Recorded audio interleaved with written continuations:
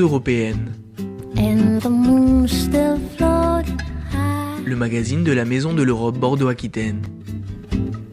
What a wonderful surprise. Amalia Petot, I close my eyes Adjira Hadji. and dream of you. I'm dreaming a day.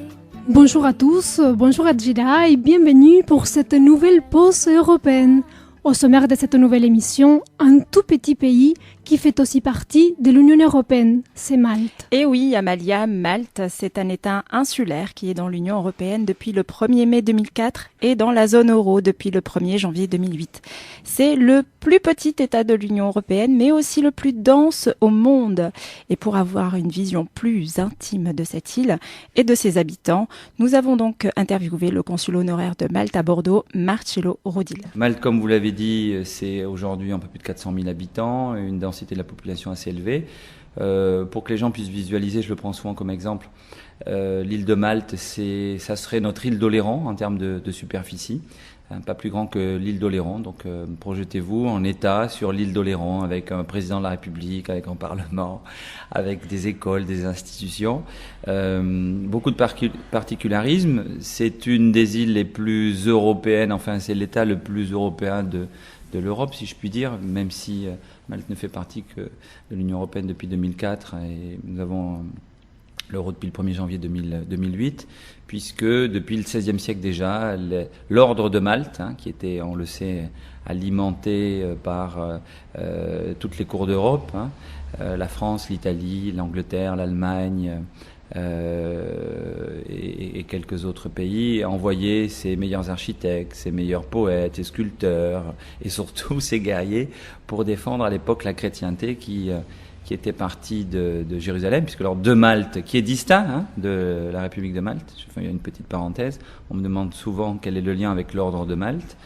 Alors, moi, mes relations sont excellentes avec l'ordre de Malte, puisque c'est un État et que je représente la République de Malte. Donc l'ordre de Malte aujourd'hui est un État indépendant qui n'est pas reconnu comme tel par les autorités françaises, mais qui, au même titre que la République de Malte, que je représente, a des représentations diplomatiques un peu partout dans le monde. Je disais que c'était une île très européenne, puisqu'on y retrouvait l'influence de tous ces pays qui se sont succédés au travers des chevaliers. Les Anglais sont arrivés chez nous en 1800 pour rester un siècle et demi, donc quand on arrive à Malte, il y a des choses qui frappent.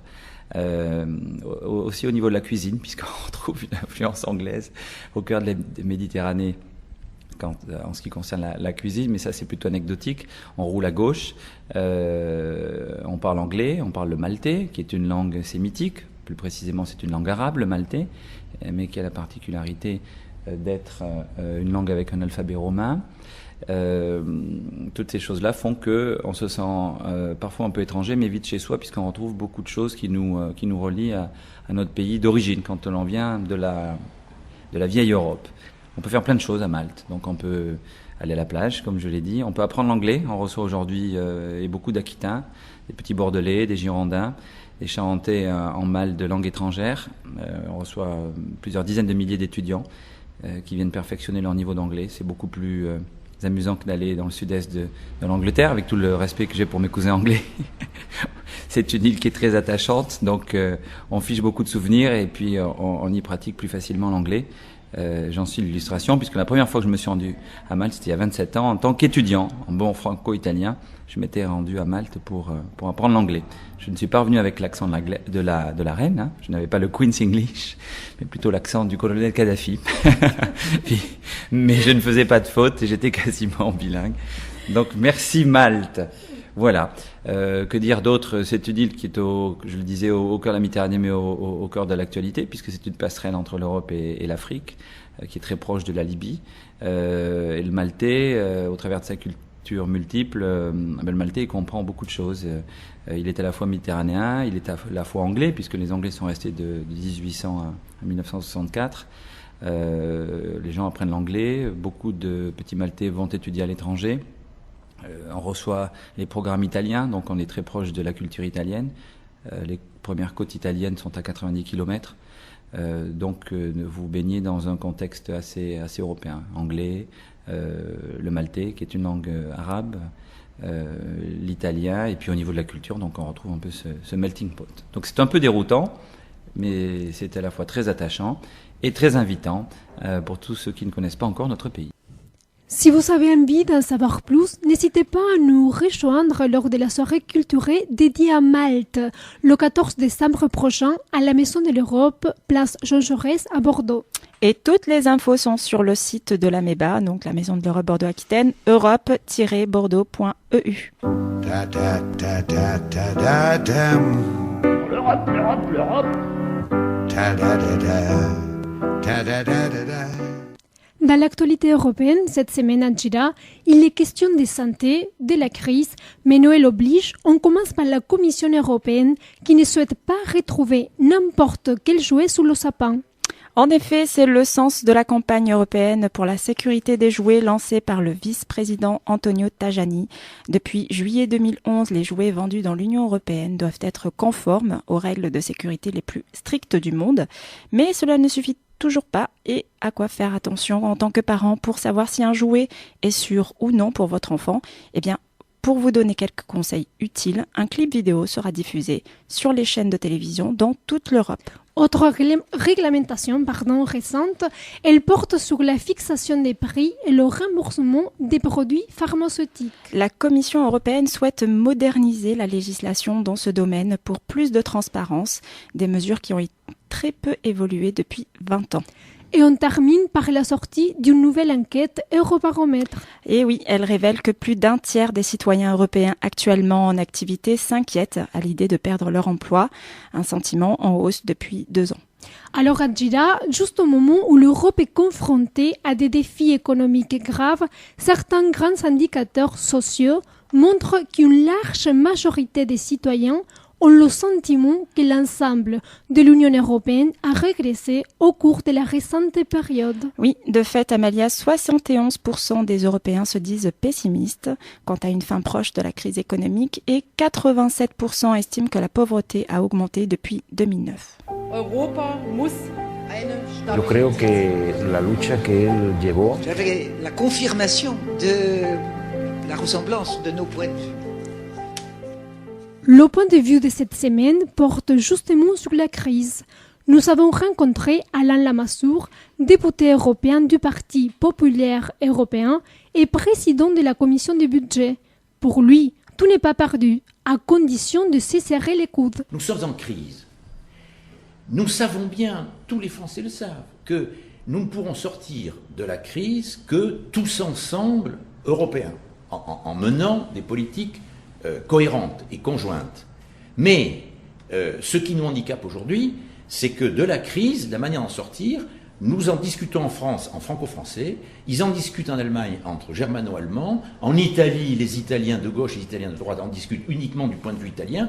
Il faut avoir le débat à l'échelle de l'Europe, à l'échelle appropriée, pour défendre les intérêts français, pour défendre les idées françaises, la conception française, mais dans le cadre européen. Alors c'est ce qu'on fait au niveau du Parlement européen, mais le Parlement européen n'a pas suffisamment de retombées médiatiques. On lui a également demandé pourquoi, selon lui, les grands médias s'intéressent si peu à l'Europe. Pour le moment, l'Europe n'intéresse pas les grands médias. Alors, ça va changer dans 2 ans. En 2014, grâce au traité de Lisbonne, pour la première fois, il y aura un monsieur ou une madame Europe aux commandes. Le président de la Commission européenne, le successeur de monsieur Barroso, sera non pas, comme l'a été M. Barroso, choisi par les chefs de gouvernement comme un haut fonctionnaire international, il sera élu par les citoyens à travers l'élection du Parlement européen. La prochaine élection du Parlement européen aura un enjeu formidable, pas simplement élire les députés européens comme moi, mais élire le chef de quasi-gouvernement, de l'exécutif européen, de la Commission européenne. Et donc là, tout d'un coup, les grandes télévisions vont s'y intéresser. Parce qu'on demandera à nos candidats, le candidat à droite de ce qu'on appelle le Parti populaire européen, l'UMP française, la CDU allemande, le candidat à gauche du Parti socialiste européen, de faire le tour des 27 pays. Je crois qu'à ce moment-là, pour la première fois, apparaîtra un véritable espace public européen. Mais alors à Gira et en attendant 2014, on fait quoi?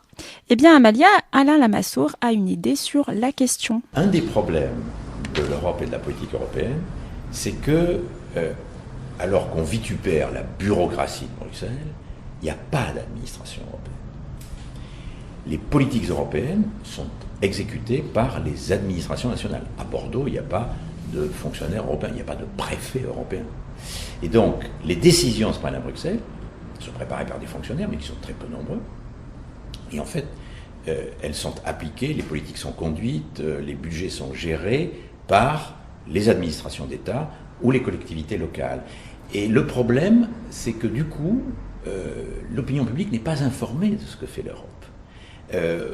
Il y a des images des conseils européens, des sommets européens, mais tout ce que fait l'Europe au quotidien pour nous, on est sous-informé. D'où l'intérêt d'avoir un lieu comme la Maison de l'Europe de Bordeaux. Et pour finir cette pause européenne, Angela, nous avons donné la parole aux enfants du centre d'animation La Bastide lors de l'atelier découverte d'un pays de l'Union européenne à la Maison de l'Europe. Effectivement, Amalia, les enfants ont aussi le droit de s'exprimer et leur avis compte. Écoutons ce qu'ils pensent de l'Europe. L'Europe, c'est plein de pays qui se sont regroupés pour faire un continent. C'est un continent, un petit pays où il y a plein de gens. C'est des petits pays, mais où il y a plein de personnes dedans. Et qui c'est qui est européen ici ?